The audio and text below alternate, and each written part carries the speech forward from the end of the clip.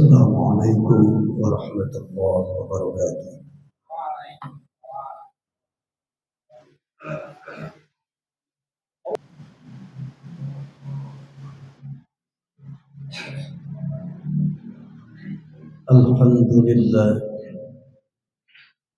الحمد لله رب العالمين والعاقبة للمتقين ولا عدوان إلا على الظالمين والصلاة والسلام على أشرف الأنبياء والمرسلين سيدنا وحبيبنا وشفيعنا ومولانا محمد وعلى آله وأصحابه ومن تبعه إلى يوم الدين. قالوا سبحانك لا علم لنا إلا ما علمتنا إنك أنت العليم الحكيم لا حول ولا قوة إلا بالله العلي العظيم.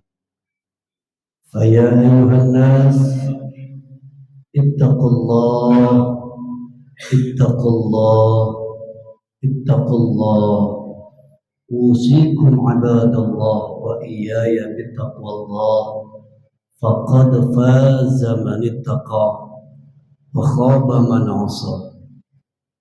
قال الله تعالى أعوذ بالله من الشيطان الرجيم يا أيها الذين آمنوا اتقوا الله ولتنظر نفس ما قدمت لغد واتقوا الله إن الله خبير بما تعملون. صدق الله العلي العظيم وبلغ رسوله النبي الحبيب الكريم والحمد لله رب العالمين. Saudara-saudara yang dirahmati Allah Subhanahu wa taala, pada kesempatan Jumat saat ini saya mendapatkan satu amanah menyampaikan satu tema yang ada di dalam kitab Nasaihul Ibad mengenai takwa, menjaga lisan dan meneliti makanan. Saudara-saudaraku yang dirahmati Allah Subhanahu wa taala, pada maqalah yang ke-14 ini Imam Ibnu Hajar Al-Asqalani rahimahullahu taala ini memberikan satu ucapan perihal seseorang yang akan menuntut ilmu. Jadi maqalah ini dasarnya adalah nasihat buat orang yang ingin menuntut ilmu. Kenapa orang yang menuntut ilmu itu perlu dengan nasihat? Karena memang ilmu itu adalah cahaya Allah. Imam Syafi'i mengatakan al-ilmu nurun wa nurullah la yuhda lil 'asi. Ketika Imam Syafi'i bertanya kepada gurunya perihal betapa sulitnya dia memahami ilmu dan menghafal ilmu, maka nasihat gurunya kepada Imam Syafi'i rahimahullahu ta'ala, apa nasihatnya? Ucapan Imam Syafi'i, syaqautu ila waqi'in su'a hifdi fa arsyadani ila tarkil ma'asi fa akhbarani bi anna al-ilma nurun wa nurullah la yuhda lil 'asi. Ketika Imam Syafi'i mengadu kepada gurunya perihal sulitnya buat dia menghafal ilmu, baru menghafal, belum mengamalkan. Sulit sekali memahami dan menghafal ilmu. Apa nasihat gurunya? Fa arsyadani ila tarkil ma'asi. Maka gurunya memberikan petunjuk agar ia meninggalkan maksiat. Zahiran wa batinan, maksiat zahir maupun maksiat batin. maksiat zahir yang dilakukan oleh anggota tubuh, maksiat batin yang dilakukan oleh hati. Kenapa sebabnya? Karena ilmu itu adalah cahayanya Allah. Dan Allah tidak akan pernah memberikan cahaya itu kepada orang yang bermaksiat kepada Allah dengan maksiat yang jelas ataupun yang tidak nampak, yang zahir maupun yang batin. Maka ketika ada orang yang ingin menuntut ilmu, Imam Ibnu Hajar Al-Asqalani mengatakan nasihat dari Nabiullah Musa alaihi salam, nasihat beliau adalah pertama, khafillah fis sirri wal alaniyah. Kalau kamu mau menuntut ilmu, maka yang pertama kali kamu jadikan dirimu adalah orang yang takut kepada Allah. Fis sirri wal alaniyah, baik ketika kamu dalam sendiri ataupun dalam keadaan ramai-ramai, baik di tempat tersembunyi ataupun di tempat yang ramai. Takut kepada Allah, hadirkan Allah. Sebagaimana kita tetap berdisiplin menjaga mata kita ketika kita sedang sholat. Bukankah ketika kita sedang sholat betul-betul mata kita hanya tertuju kepada tempat sujud kita, tidak lagi memperhatikan sebelah kanan maupun sebelah kiri? Bukankah ketika sholat, betapapun kita sendiri, kita tidak pernah mengurangi bilangan rakaat? Bukankah ketika kita sholat, jangankan ramai-ramai menjadi makmum berjamaah, ketika kita sholat sendiri pun juga tetap kita membaca suratul Fatihah? Maka lakukan itu. Ketika kita ingin melaksanakan, mengambil ilmu, menuntut ilmu, takut kepada Allah. Baik ketika kita dalam tempat yang sepi ataupun dalam tempat yang ramai. Karena sesungguhnya ilmu itu bukan untuk mencari kegagahan, kewibawaan, kehormatan dan kemuliaan, tapi semata-mata ilmu itu adalah menumbuhkan rasa khauf dan khusyah kita kepada Allah. Maka itu Hujjatul Islam Al-Imam Al-Ghazali, Abdul Hamid Muhammad bin Muhammad Al-Ghazali At-Tusi mengatakan, ghayatul ilmi makhafatullah. Puncaknya ilmu itu seberapa tinggi takutnya kepada Allah Subhanahu wa ta'ala. Bukan titel yang menunjukkan kehebatan ilmu, bukan kedudukan yang menunjukkan kehebatan ilmu seseorang, tapi sejauh mana dia menjadi seorang abdi Allah, seorang hamba Allah yang takut kepada Allah ketika sunyi ataupun ramai. Kemudian Imam Ghazali memberikan nasihat lagi dalam makalah tersebut. Apa nasihat yang kedua? Wa amsik lisanak anil khalqi la tadhkuruhum illa khairan.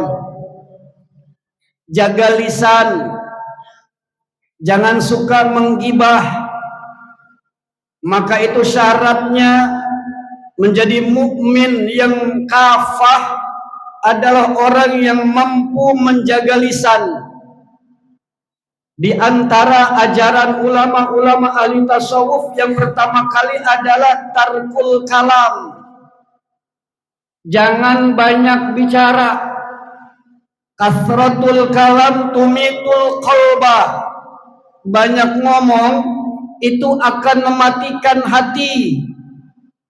Banyak ngomong akan memancing pelakunya kepada arah sombong. Banyak omong akan memancing pelakunya kepada dusta. Banyak omong akan memancing pelakunya kepada gibah, fitnah, dan hal-hal buruk yang lainnya. Maka banyak bicara dapat mematikan hati. Amsik lisanak, jaga lisanmu anil khalqi, dari makhluk. Jangan bicarakan aib mereka. Jangankan kepada yang masih hidup, yang sudah wafat saja kita dilarang membicarakan aib-aibnya. Enggak boleh. Nabi amat sangat mengajarkan kita untuk betul-betul menjaga aib.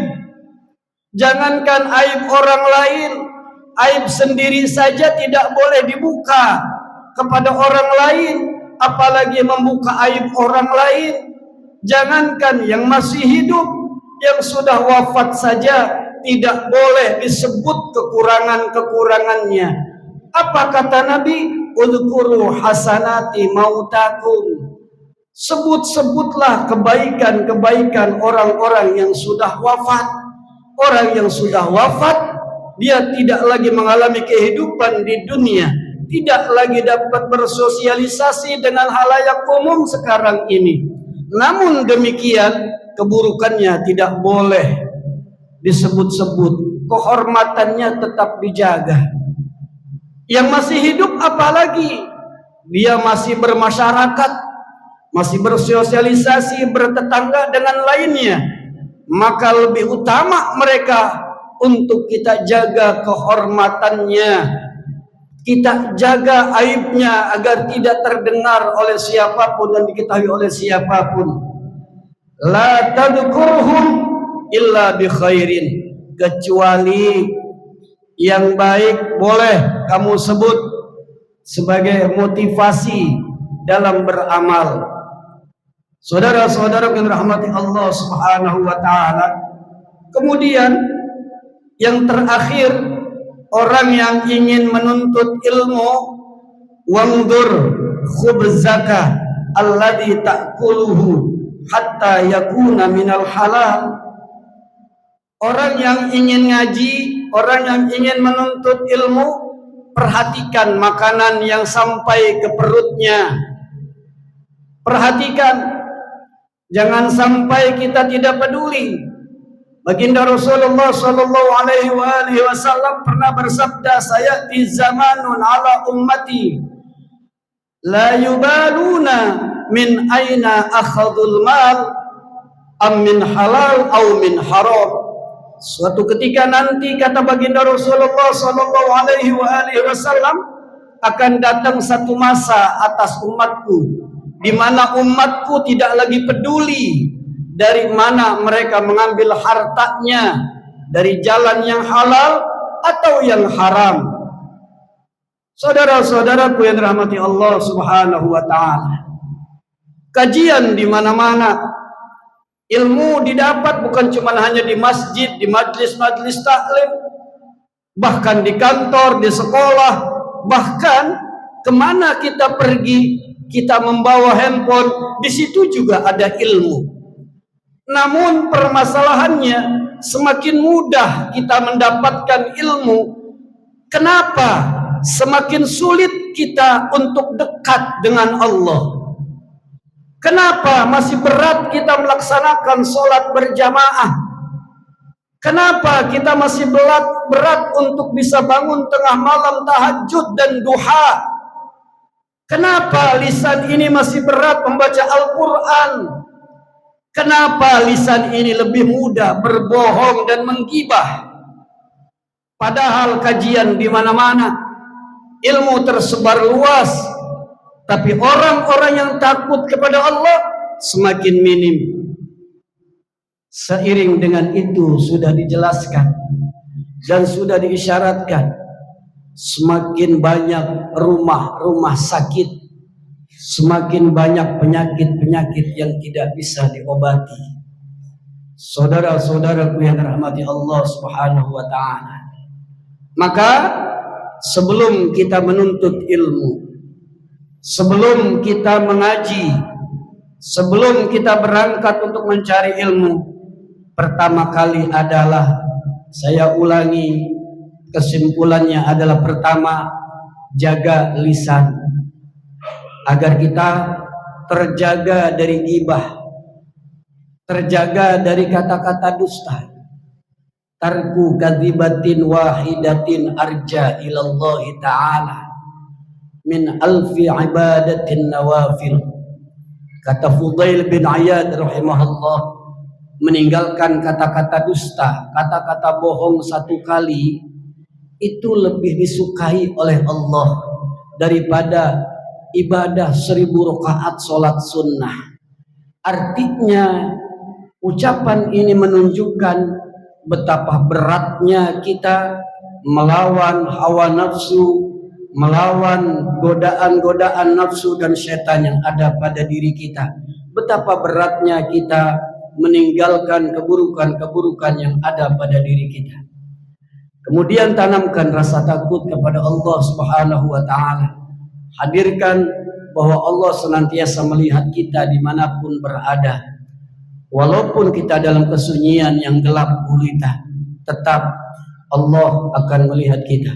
Terakhir, perhatikan apa yang sampai ke perut kita. 40 hari kita tidak akan pernah diterima sholat kita apabila kita pernah memakan barang haram, walau luqmatan, walaupun cuma satu suap, walaupun cuma sedikit. Kita merengek-rengek berdoa kepada Allah Subhanahu wa ta'ala dengan menangis. Namun makanan yang kita pakai, makanan yang kita makan, pakaian yang kita pakai, ini didapat dari jalan yang haram, maka sungguh 40 hari 40 malam dan tuqbal salatuhu, salatnya tidak akan diterima oleh Allah Subhanahu wa ta'ala. Mudah-mudahan melalui mimbar Jumat yang sangat singkat ini Allah berikan kita pemahaman, Allah berikan kita kekuatan untuk bisa mengamalkan segala ilmu yang Allah berikan kepada kita semua, sehingga keberkahan-keberkahan senantiasa Allah turunkan di langit maupun di bumi untuk kita seluruhnya. Amin ya rabbal alamin. In ahsanal kalami kalamullahi malikil mannan wa bi qawlihi tadil muhtadun. A'udzu billahi minasyaitonir rajim. Bismillahirrahmanirrahim. Wal 'ashr innal insana lafi khusr illa alladhina amanu wa 'amilus salihati wa tawassaw bil haqqi wa tawassaw bis sabr. Barakallahu li wa lakum fil Qur'anil Karim wa nafa'ani wa iyyakum bima fihi minal ayati wa dzikril hakim wa taqabbala minni wa minkum tilawatahu innahu huwal ghafurur rahim.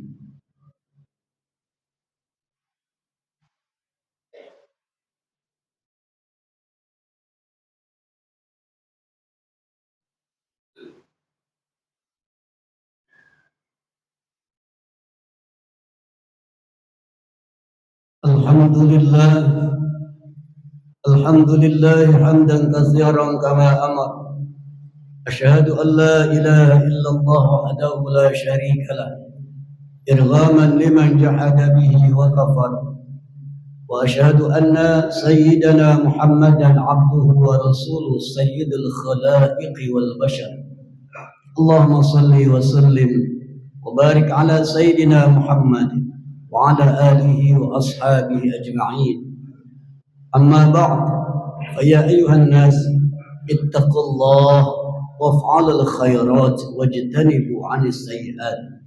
Innallaha wa malaikatahu yusalluna 'alan nabi ya ayyuhalladzina amanu sallu 'alaihi wa sallimu taslima. Allahumma salli wa sallim wa barik ala sayyidina Muhammad wa ala alihi wa ashabihi ajma'in wa ala at-tabi'in wa ala tabi'at tabi'in wa man tabi'ahum bi ihsan ila yaumiddin. Waradallahu anna anhum bi rahmatika ya arhamar rahimin. Allahumma ighfir lil mu'minina wal mu'minat wal muslimina wal muslimat al ahya'i minhum wal amwat innaka sami'un qaribun mujibud da'wat. Allahumma ighfir ummata sayyidina Muhammad. Allahumma arham ummata sayyidina Muhammad.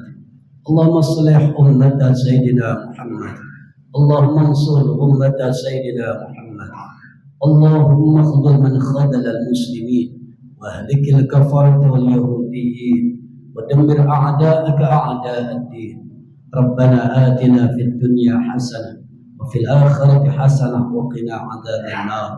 Ibadallah, inna Allah ya'muru bil 'adli wal ihsan wa ita'i dzil qurba wa yanha 'anil baghi يعظكم لعلكم تذكرون واذكركم واشكروا على نعمه يزدكم وذكركم لذكر الله أكبر. قيموا الصلاة.